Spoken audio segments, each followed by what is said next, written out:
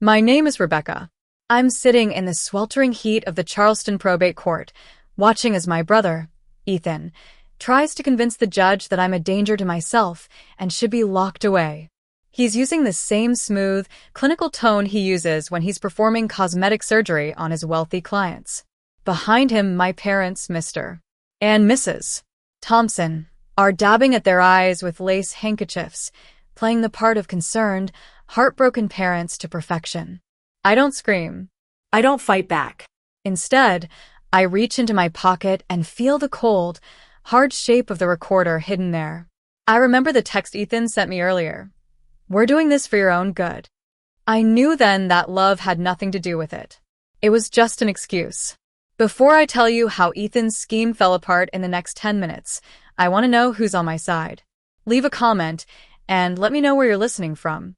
To understand why I'm sitting here, silent and still, while they paint me as a crazy woman, you have to go back 3 months to the reading of my grandfather's will. My grandfather, Mr. Henry Thompson, was a man who had spent his life amassing a fortune in real estate and art. He had a sharp eye for beauty and a talent for spotting investment opportunities. But he also had a keen understanding of his family's flaws. When he died, he left his entire estate, worth over $20 million, and his private art collection to me. I was the quiet one, the artist who lived in a small cottage on the estate, surrounded by my paints and canvases. Ethan, on the other hand, was the golden child, the successful surgeon who had always been the center of my parents' world. He was used to getting what he wanted, and he didn't take the news of my inheritance well. The tension in the room was palpable as the lawyer read the will. Ethan's face turned red with anger, and my parents looked shocked and disappointed. But I could see the truth in my grandfather's eyes. He knew that Ethan was a gambler, that he had racked up huge debts and was on the verge of financial ruin. He knew that if he left the estate to Ethan, it would be gone in a matter of months. After the lawyer left, my mother, Mrs. Thompson, tried to reason with me. She told me that Ethan was in trouble, that he owed money to some very dangerous people. She said that we had to sell the estate to pay off his debts and save the family name. I looked at her, sitting there on the plush sofa, and I realized for the first time that I was nothing more than a pawn in their game. I had always been the scapegoat, the one they blamed for Ethan's mistakes.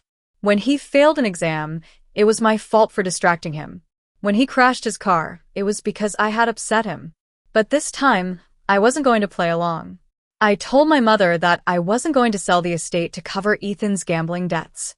I told her that I was going to turn the main house into a refuge for women who had suffered from abuse and trauma, a place where they could heal and find their strength again. The silence that followed was deafening. My father's face turned purple with rage, and Ethan laughed, a cold, cruel laugh. He looked at me with hatred in his eyes and said, "You're a fool. You're throwing away your inheritance for a bunch of strangers." I looked him in the eye and said, "They're not strangers. They're women who have been through hell, and they deserve a second chance. You, on the other hand, deserve to face the consequences of your actions." That was the moment the war began. I didn't realize it then, but by standing up for myself, I had become the enemy. I knew that Ethan and my parents wouldn't give up easily, but I had no idea how far they were willing to go. 3 days later, I came home to find my studio in ruins. The easel was overturned, and the canvas I had been working on for months was slashed to pieces. A jar of red paint had been thrown against the wall, creating a gruesome, blood-like stain. I stood there, stunned, as a voice came from the shadows. "Look what you've done," Ethan said, stepping out of the darkness. He was wearing his white doctor's coat, his face the mask of concern. But I could see the hatred in his eyes. "I tried to tell Mom and Dad that you were losing it," he said, shaking his head. "But they didn't want to believe me. This is a classic case of a mental breakdown. You're a danger to yourself and others." I tried to speak, but my throat was dry. I wanted to scream, to tell him that he was the one who had done this, that he was the one who was crazy. But I knew that it would do no good. He had planned this carefully, and he had the perfect alibi. Just then, I heard the sound of sirens in the distance. The police were coming. Ethan opened the door for the officers and led them inside. Please be gentle with her, he said, his voice thick with false concern. She's not herself. The officers looked at the destroyed studio and then at me, standing there in shock. They didn't need to be told what to think. Ethan was a respected doctor, a pillar of the community. I was just a reclusive artist with a history of emotional problems. Ma'am, we're going to have to take you in for observation, one of the officers said, stepping towards me. I wanted to fight, to resist, but I knew that it would only make things worse. I had to play it cool, to bide my time. So I went quietly, without a struggle. The next 72 hours were a nightmare. I was locked in a small, windowless room, surrounded by fluorescent lights and the sound of beeping machines. Doctors came in to examine me, asking me questions about my mental state, but I refused to answer. I knew that they were just trying to find a reason to keep me locked up.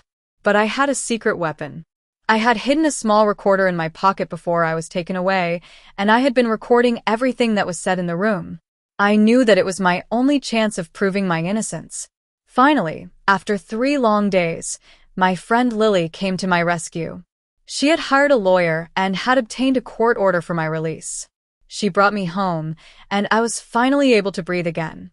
But I knew that the battle wasn't over. Ethan and my parents were still out there, and they wouldn't stop until they had what they wanted. A few days later, my parents showed up at my door, looking contrite and apologetic. They told me that they had been wrong, that they had believed Ethan's lies. They said that they wanted to make things right, that they wanted to have a family dinner and talk things over. I should have known better. I should have seen through their act. But a part of me wanted to believe them. I wanted to believe that they loved me, that they were willing to put the past behind us. So I agreed to go to dinner. I knew that it was a risk, but I also knew that it was my chance to expose their lies and get justice. I arrived at the house dressed in my best clothes, feeling nervous and on edge.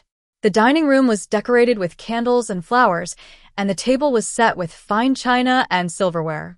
Ethan was sitting at the head of the table, looking calm and confident. My parents were sitting on either side of him, looking like they were about to burst into tears. As we sat down to eat, my father poured the wine. I took a sip and immediately noticed the sweet, nutty taste. It wasn't the Bordeaux that I was expecting. It was something else, something stronger.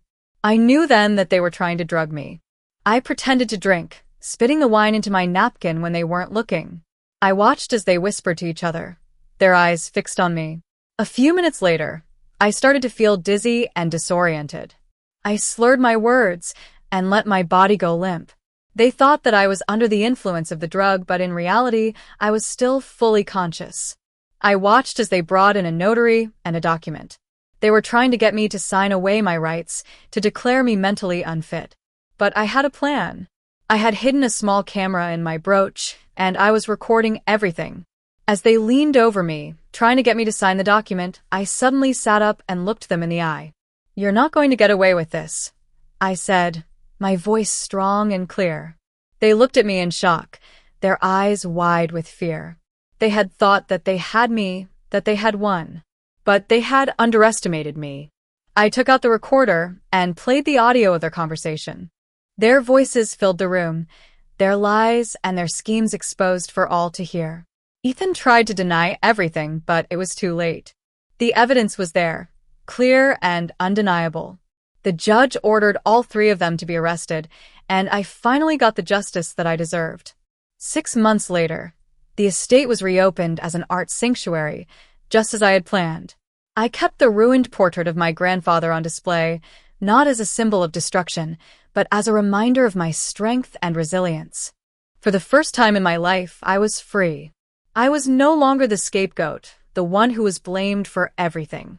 I was a survivor, and I was ready to face the world on my own terms.